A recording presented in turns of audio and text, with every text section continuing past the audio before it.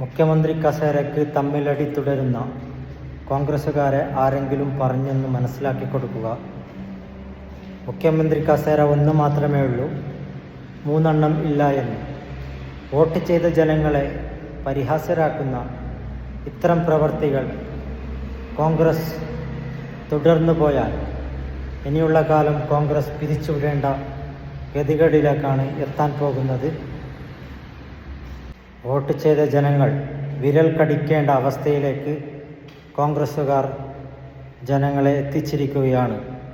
കേരളത്തെ വികസനത്തിൻ്റെ ഉന്നതിയിലേക്ക് എത്തിച്ച LDF സർക്കാരിനെതിരെ കള്ളപ്രചരണങ്ങൾ നടത്തിക്കൊണ്ട് ജനങ്ങളെ തെറ്റിദ്ധരിപ്പിച്ച കോൺഗ്രസ് ഇപ്പോൾ ഊരാക്കുടുക്കിൽപ്പെട്ടിരിക്കുകയാണ്. ഇതിനെതിരെ ജനം വിധിയെഴുതും. ജനങ്ങൾക്ക് ഇനിയും വിധിയെഴുതാനുള്ള കഴിവുണ്ട് എന്ന് കോൺഗ്രസ്സുകാർ മനസ്സിലാക്കുക.